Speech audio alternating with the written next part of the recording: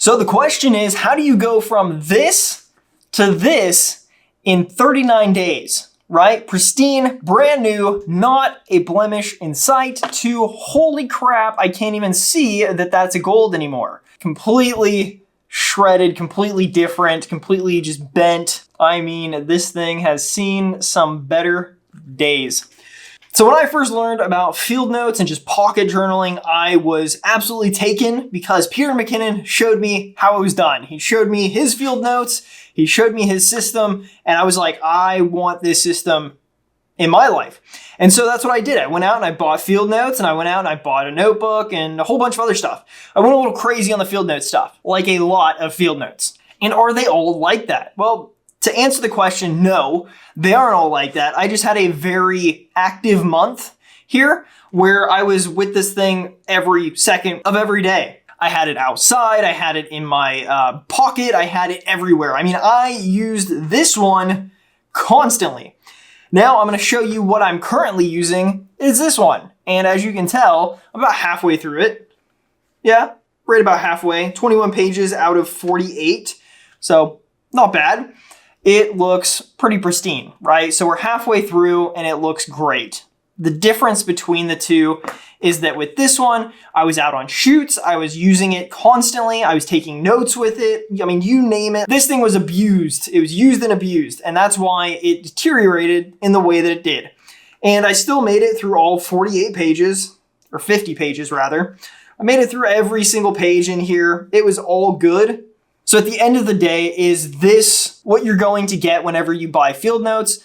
Not necessarily. If you're very hard on your field notes or very hard on your notebooks, pocket notebooks, anything that you have, this is likely what's going to happen. You may even tear a page out or tear the cover off on accident if it gets caught on something. And that's a very real possibility that you're going to have to deal with. But I mean, at the same time, it's paper, it's a notebook. There's not many other brands that you can go out and buy that are going to be comparable in price that aren't going to be torn up if you're rough on things, right? But in the opposite vein, right, if you're nice on things, like I was in the office most of the time that I'm using this one, then it's going to stay in a pretty pristine shape. This doesn't even have anything. It has a little bit of wear and tear on the very back of it. I don't know if you can see that very well with my face in here. Ooh.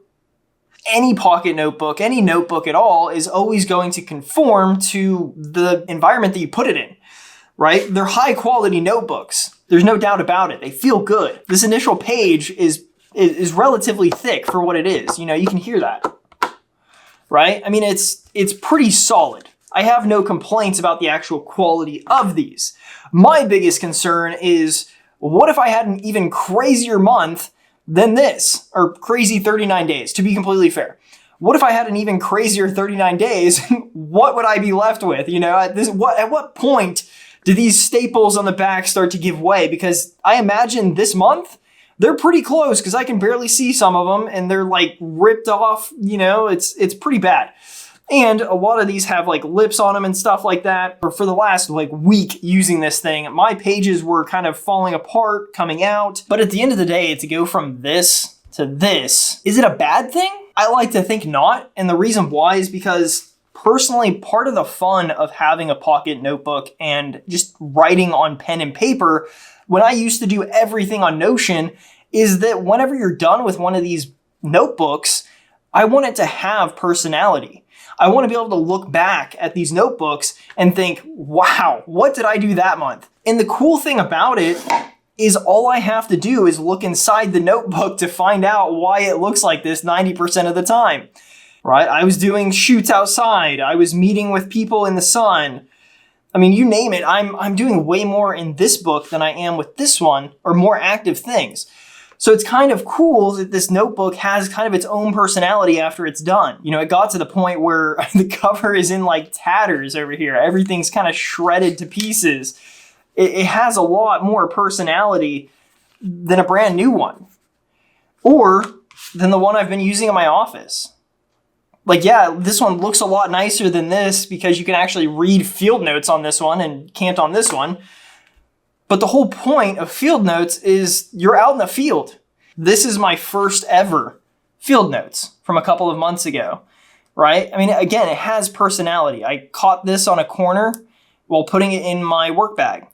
and that remains the same thing. The spine's not in perfect order here. Again, block my face so it'll actually focus on this, but the spine has some wear and tear on it. You can see where I crossed out memo and put dream and put memo. You can see I tracked my workouts in the back, and then you can also see that I actually use this ruler quite a bit. There's like markings and stuff on it from when I was actually drawing through things. So the point being is, just because field notes can turn into a beat up notebook, that doesn't mean that it's not a cool thing, or that doesn't mean that it's a bad product. It's part of the process. The whole point of having a pocket notebook is the fact that it gains personality based on what you did when you're writing in it and when you're carrying it. If you have a light month when you're working in the office or something like that, that's awesome. Maybe that notebook looks pretty pristine. It looks pretty awesome. You might have some wear and tear on the spine, but really other than that, it looks like a brand new book, even if you've written in over half of it. Like, that's cool. But whenever you're out in the field or something like that and you get something like this is my favorite thing whenever I end my notebook, like my field notes pack with 50 pages of ideas and my 8 critical tasks every single day and just all of this stuff. I think that having this kind of personality in a notebook whenever you're done with it, and you can put it in storage or whatever it is, right? I put it in this big wooden box with my other field notes.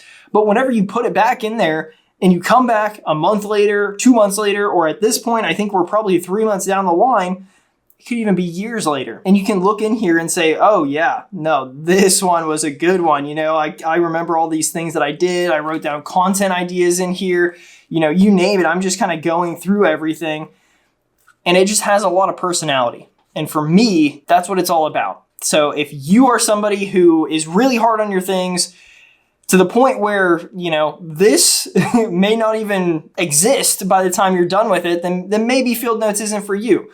But if you're like me, if you're somebody who, you're in the office a lot, or even if you're out and about a lot, it's kind of the same deal. Whatever you're doing in this amount of time gives it that personality.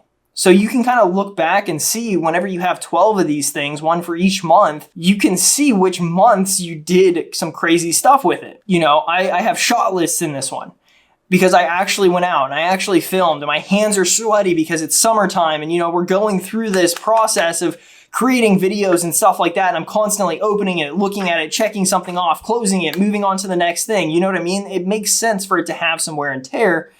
Whereas with this one, it's a lot simpler. I'm sitting in my office, I'm opening it up, I'm saying, okay, cool, here's what I have to do today.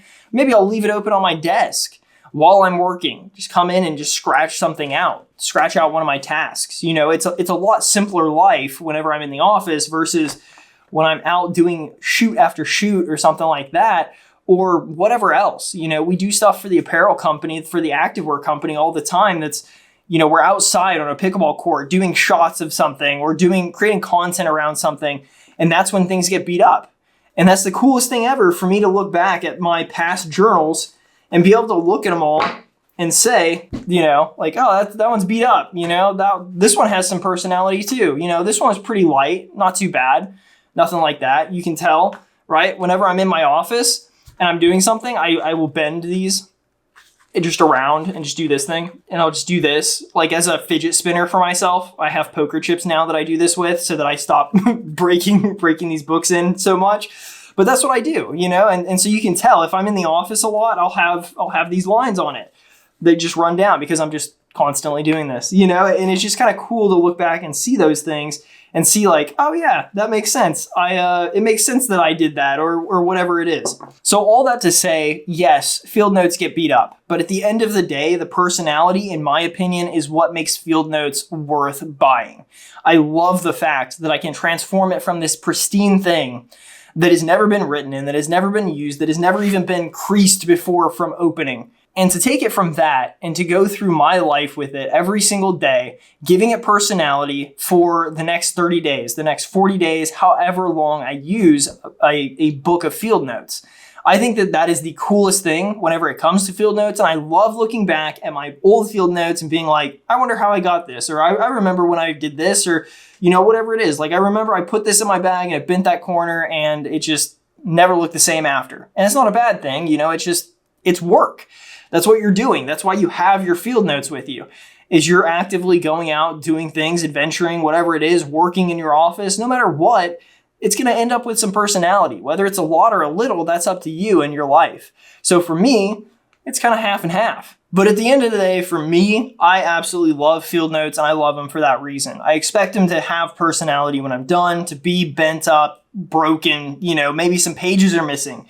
I'll tear a page out of these things at times to create labels for myself, right? If I have cash on hand and I pre-count it, I'll tear a page out and make a label out of a page, stick it in there so that I know how much money I have. Or if I'm starting a fire for some reason, like, we're at a barbecue or something like that and we need to start a fire, just tear a page out, use it as kindling. It's part of the field notes journey, I guess. It's all natural. So if your field notes are getting torn up like mine, one, let me know in the comments down below what you have done with your field notes. What are your common uses for them? Do they look like this when you're done? Do they look like this when you're done? Are they completely pristine when you're done?